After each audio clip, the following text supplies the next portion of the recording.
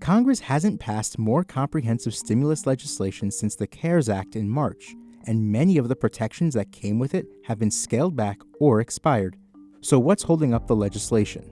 The holdup with stimulus is the same disagreement that has been there since March, essentially. And it boils down to Republicans, kind of under the leadership of Senate Majority Leader Mitch McConnell, want a smaller package. They want it to be targeted. They don't want any provisions that they see as kind of unrelated to the coronavirus pandemic to be in the bill. Their most recent offer was somewhere around the $500 billion range. And then on the other side of the spectrum, you have Democrats led by Nancy Pelosi who are pushing for a big package, multi-trillion dollars. Her most recent offer was worth about $2.2 trillion, and that's more than $1 trillion smaller than her original offer. So she wants a big piece of sweeping legislation and says, I'm not going to budge on that. And Republicans say, well, we're not going to vote for anything that's bigger than we want it to be. And so that's the impasse, and they haven't been able to get around it yet.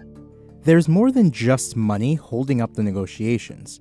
Democrats, Republicans, and the White House remain far apart on key issues, including funding for schools, federal unemployment insurance supplements, liability protections for businesses, and state and local aid. Now, with McConnell likely to take full control of the Republican reins on stimulus, the next bill has two paths forward. Lawmakers could try to pass it in a lame duck session while Trump is still president and Democrats have a more decisive majority in the House, or they can wait until January, after President-elect Biden is sworn in and a January runoff election in Georgia for 2 Senate seats has determined which party will control that chamber. I think most folks, even though, lawmakers are saying we want it immediately, I think most experts are saying it's more likely that we'll have it after January, especially because, the Senate and the House will be focused over the next 6 weeks on funding the government. There's a huge deadline coming up on December 11th for lawmakers to agree on the federal budget to keep the doors open, to keep the lights on, to keep federal agencies running, and that is going to be priority number one ahead of stimulus over the next couple weeks. And both McConnell and Pelosi have called for a new omnibus spending bill, not another continuing resolution that simply keeps the government funded temporarily.